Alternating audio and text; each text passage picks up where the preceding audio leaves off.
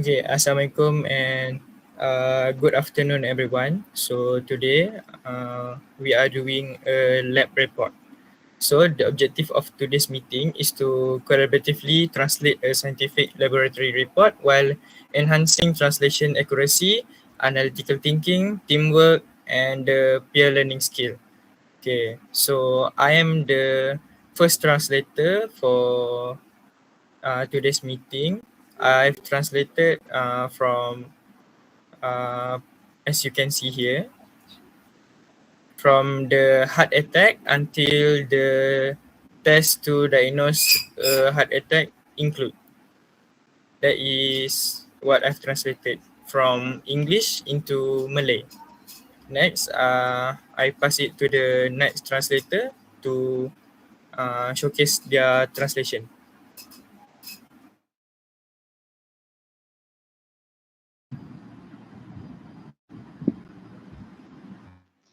For the second paragraph, it is translated by me from the electrocardiogram text to chest X-ray. Next, I'm going to pass it to the third translator to present the text that she has translated.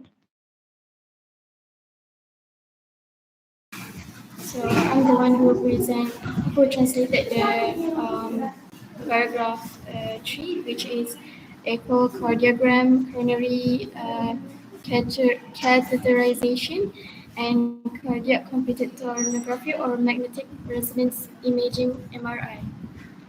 So the next translator.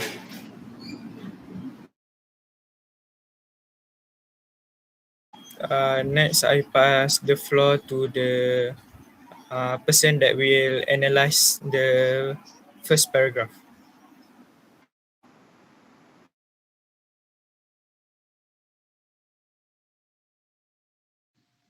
So that will be me. I will analyze the first paragraph.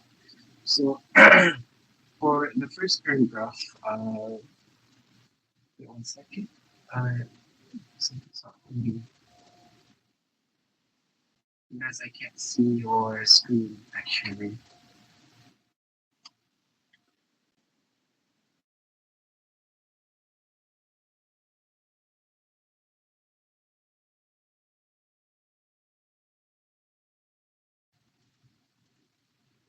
Okay, now it's all right. So for the first paragraph of the translation is I'm going to review it on the terminology aspect. So for the terminology, the translator use a really good terminology in terms of medical terminology. For example, diagnosis. Uh, for diagnosis in Malay, it also called diagnosis, but the formal Malay equivalent of diagnosis is mengenal pasti punca penyakit, but in terms of medical terminology, it will be used as diagnosis. Next is the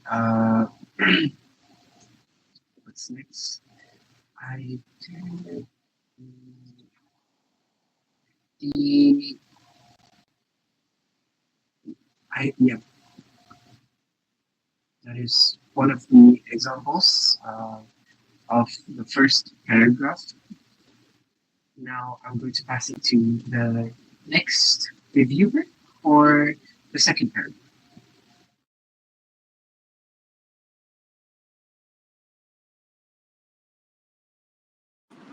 All right, thank you. I will try to review the translation that has been made. The first that I can see is the grammar and the sentence structure. There's a little bit minor issue there, whereas the first word, ujian pertama yang dilakukan untuk mendiagnosis serangan jantung ini. The phrase ini is slightly misplaced. because we can make it a little bit more natural, which is ujian pertama yang dilakukan untuk mendiagnosis serangan jantung. That was the first grammar mistake, but the second issue is where the sentence merekodkan isyarat elektrik semasa ia bergerak melalui jantung. It is grammatically correct, but slightly unnatural. So we can make it more natural, which is yang merekodkan isyarat elektrik yang bergerak melalui jantung. The reason is it wants to avoid a repetition of semasa ia, and it could also improve the flow of the sentence. And the second that I've seen is, the mistake that I've seen is tumpuk melekit. Elektrod dilekatkan pada dada. It is correct, but the choice of word that being translated is a bit informal, which is a tumpuk melekit. It is understandable but not commonly used in a medical translation. So the better translation is it could be pad pelekat, elektrod dilekatkan pada dada. That's all that I've seen. That's all that I review from the second paragraph. Next, for the third review.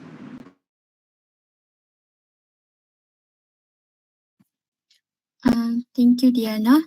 And now I'll be reviewing to check on vocabulary and style in Uzma's translation, the third paragraph. So first of all, for vocabulary, I identified several instances where the translation was too literal from English.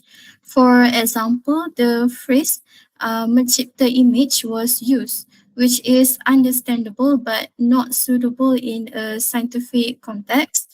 I suggested changing it to menghasilkan image because this term is more commonly used in technical and medical writing, making the translation more natural and accurate. Another example is darah bergerak, which I suggest be corrected to darah mengalir. The word bergerak is too general, while mengalir specifically describes the flow of liquid, which is more precise and appropriate when referring to blood circulation. Last but not least, I suggested an improved sentence structure to enhance clarity and fluency. For example, mesin panjang seperti tiup was revised to mesin panjang berbentuk tiup because it sounds more natural and aligns better with formal Malay usage. That's all my reviews for the last paragraph. Thank you. All right, thank you very much. Now we move forward to the next agenda, which is an error hunting and also a peer review. Okay, so let's start with me. So I've analyzed the text following the cultural reference and also according to the sentence structure. Okay. From what I've seen in the sentence structure, as you can see here, let me find it.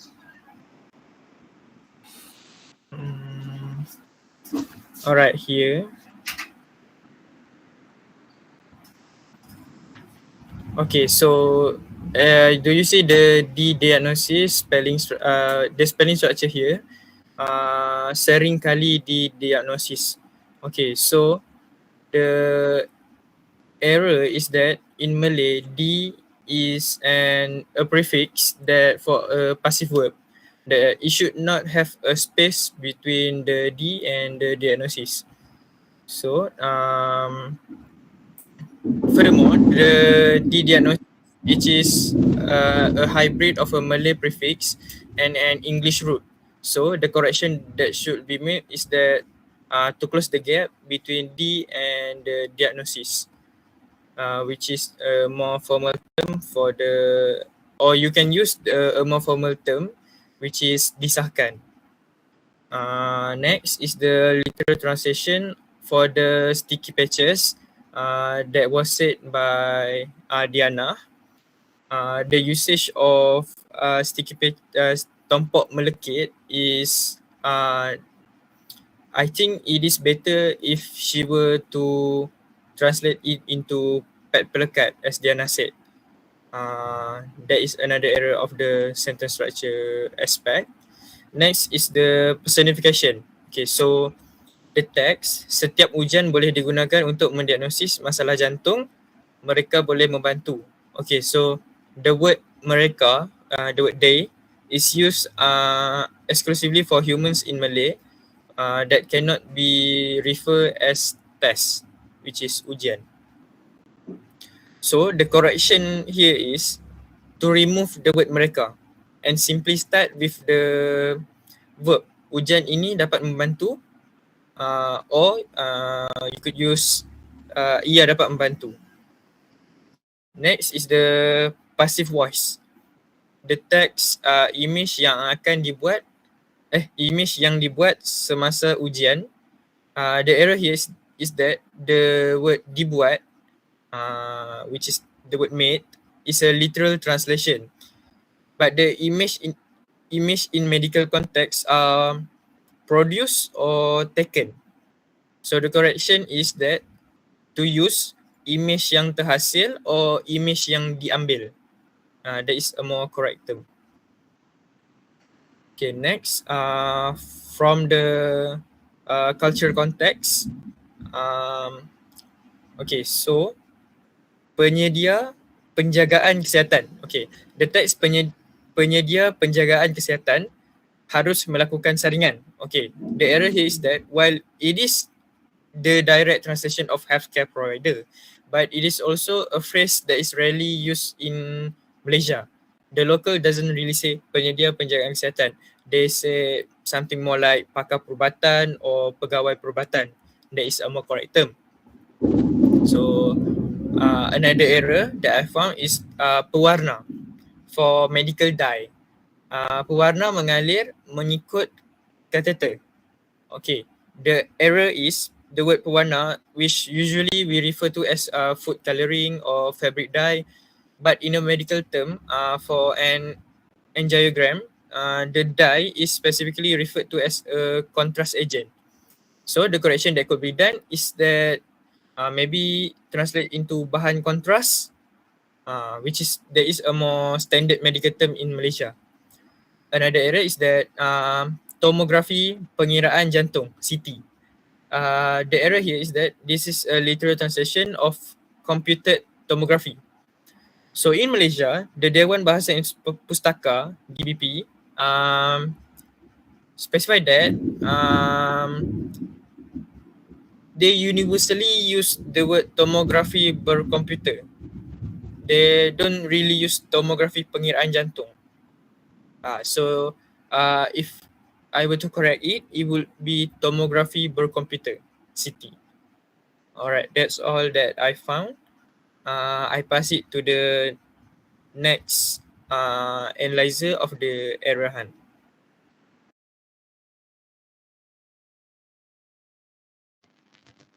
Okay, so for the grammar accuracy errors, the errors that I found is the phrase penyedia penjagaan, as the phrase becomes too vague and loses specificity, and this text consistently uses healthcare provider.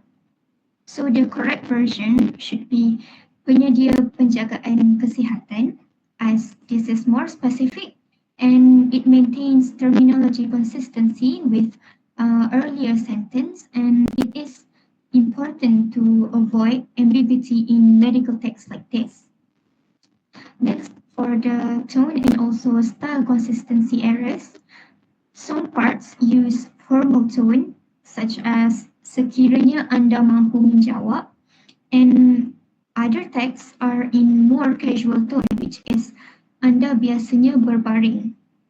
So this shows that the translated text has tone and style inconsistency, and medical texts should maintain formal and objective tone and avoid second person casual phrasing when possible.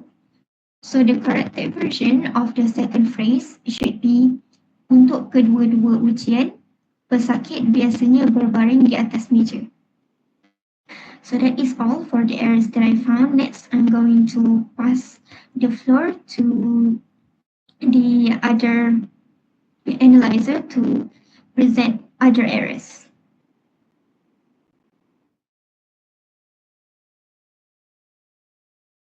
Alright, thank you, Shazwina. Next, I will explain about the contextual awareness and subject matter awareness. Let me explain first what is the meaning of contextual awareness and subject matter awareness. Basically, contextual awareness is outside the text, which is we understand the situation, audience, and purpose. Meanwhile, subject matter, we understand inside the text, such as ideas, facts, and details. Okay.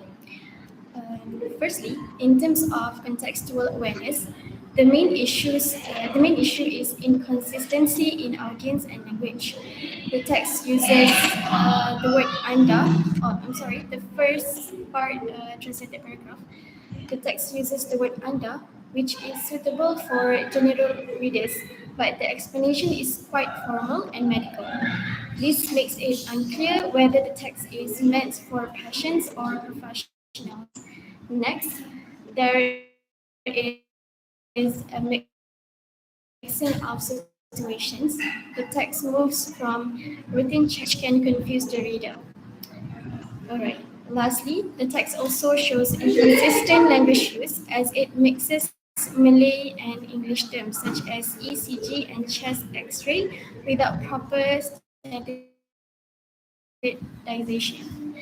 In terms of subject matter awareness, the first issue is lack of clarity and specificity.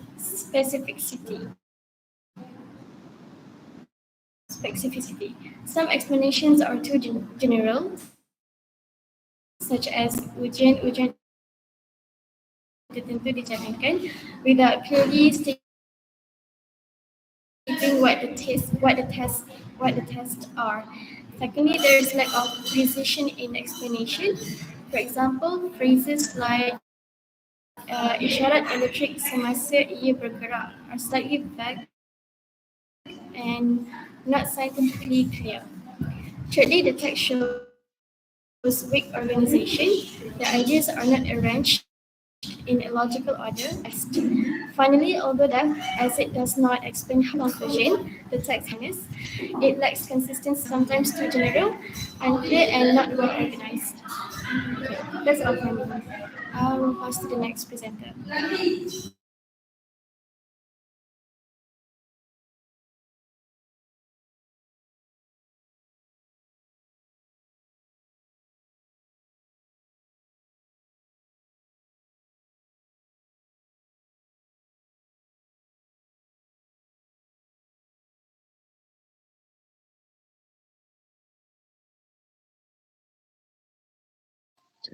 Okay, so I'm the analyzer. I will be reviewing the translation in terms of terminology, as I said earlier. Now, for the terminology aspect, there are some improvements that needs to be made in terms of the terminology. Since we are using medical terminology, some translations might sound a bit too literal. So, for example, diagnosis in Malay, we call it also diagnosis, but some Malay also call say as in mengenal pasti punca penyakit. But in more technical terminology, in more medical aspect, we should use diagnosis for people to understand it better. So the translation for it is actually accurate. Now, uh, there are some errors. For example, the sticky patches, tumpak melekit, sorry. Um, it is somehow um, to say it is what was the word? Literal translation. It is somehow feel like it is literal translation because it is a word for word. It's in English we call it sticky patches, but instead in Malay we could use as in pad electrode ataupun or pelekat electrode because the sticky patches sticks on your skin and it have like some electrodes, some electric currents moving through the patches and onto your body. Now, another error is another literal translation error is that the word cardiac computed tomography. Now, in Malay, the translator used tomography peniraan jantung. Now, it is a literal translation. We could use the standardized versions such as tomography per computer. Another error made by the translator is die, which is pewarna. Though technically it is correct, but in this context, we take the medical context of angiogram, which refers to a contrast medium when you inject the dye inside your blood vessels to see something that is irregular happening in your heart during the angiogram. Now, this term could be used as a bahan contrast or to cari contrast. Some other one is um, some other terminology errors that made by the translator is that heart valves. Now, heart valves, the translator use injak jantung. Now, it is not an error, it is just correct as it is. So, that is my take on the error hunt for the terminology aspect. Now, I will be passing my presentation, the stage, to the other presenter. The stage is yours. Alright, alright, thank you. As I will analyze about the meaning of the sentence, the first that I found the error is for the sentence melihat corak degupan jantung. The way that melihat corak is kind of informal and kind of like has a different meaning. So the suitable meaning that I think is menilai degupan jantung, which is there is the differences is melihat corak and menilai. Since menilai is more sounds clinical and accurate in medical terms. Also for the culture, as Nazimi said, there is the word tompok, melekit, there is penyedia penjagaan. That is one of the culture that I also found in the error. And I think that's all that I have since there is a lot of error that has been presented. Yeah, that's all from me. Next for the next presenter.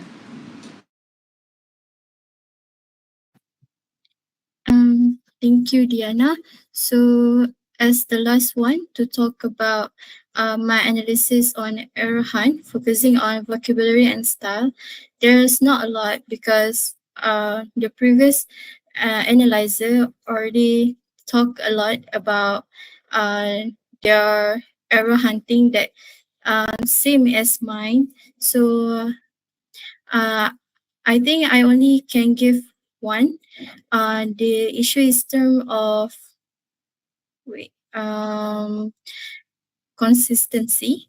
Like some terms such as mencipta image and image yang dibuat were used interchangeably, I suggested using menghasilkan image consistently throughout the text to maintain clarity and professionalism. So, overall, I think that's it from me. Thank you.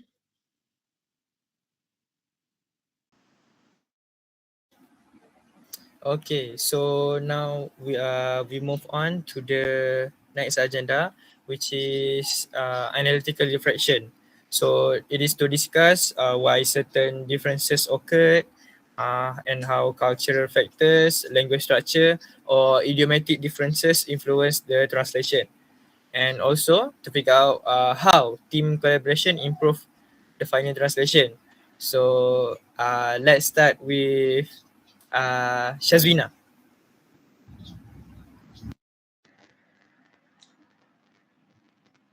Okay, in my point of view, the reason why certain differences occur is because the translated texts arise largely from structural and also cultural distinctions between English and Malay, as well as the need to balance the clarity with formality in medical communication. For example, English often uses direct reader-oriented phrasing, such as you, while Malay medical writing typically favors a more formal, impersonal tone, such as pesakit, reflecting these cultural expectations of professionalism and authority in healthcare contexts. Additionally, language structure differences, such as how Malay handles loan words, like the word diagnose translated to diagnosis, and prefers certain verb forms like menghasilkan image instead of a literal translation mencipta image, can lead to inconsistencies if translated too literally. Idiomatic differences also play a role, as some English expressions do not map naturally into Malay without adjustment for fluency and readability. And lastly, through the team collaboration, these issues can be refined by cross-checking terminology, aligning the tone, and standardizing style, ensuring the final translation is not only accurate but also culturally appropriate, consistent, and also easier for the target audience to understand. That's all from me. All right, next we move on to the next person. Raja Imran, do you have anything to say?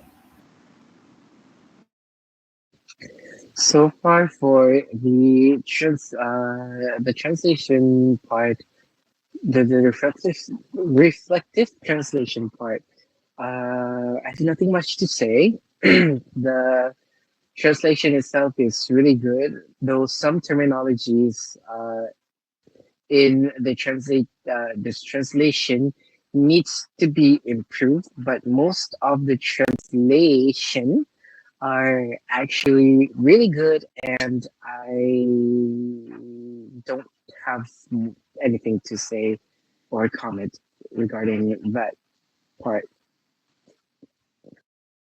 All right, thank you very much. Next we move on to Diana. Do you have anything to say regarding the translation? I want to say about how cultural factors in translation, which is we know that cultural some ideas can only make sense in a specific culture. So we need to know the culture itself to translate the correct sentence of the essay or anything else. Other than that, for the idiomatic expression, we know that idioms cannot be translated word for word because the meaning will be lost, since idiom in Malay idioms it can be different, and in English idiom the words itself is different. So that's how it factors the translation. Actually, that's all for me. All right, thank you very much. Next we move on. Melissa, do you have anything to say regarding the translation? Yes. Since Diana and Shazuna already said about their analytical reflection in terms of like the context, so I want to talk about our team collaboration. Our team collaboration so far, play a very important role in improving the translation. So by us working together, we were able to identify errors, discuss different perspectives, and justify our correction based on vocabulary, grammar, meaning, and context. This collaborative process helped us produce a more accurate, consistent, and natural translation. Um, Overall, this reflection shows that effective translation requires not only language skills, but also awareness of context, culture, terminology, and teamwork. So that's all from me. Thank you. All right, thank you very much, Melissa, for the thoughtful reflections. Alia Uzma, do you have anything to say regarding the translation today? Yes, but I think I don't have much to say, but I agree with team collaboration improve the final translation because we have multi perspective. So multi perspective improve accuracy. Different team members may notice errors that the other members miss, and cultural nuances or better word choices that the other members or any members might miss. Second, specialization strengthens the translation. For example, one person may focus on grammar, uh, and then another on cultural appropriateness, and another on subject matter. So this ensures the translation is correct. This ensures the translation is correct in all aspects. So I think that's all for me. Thank you. All right, thank you very much. So, from me, from what I seen of the everyone's reflection, I think I don't have any more to say.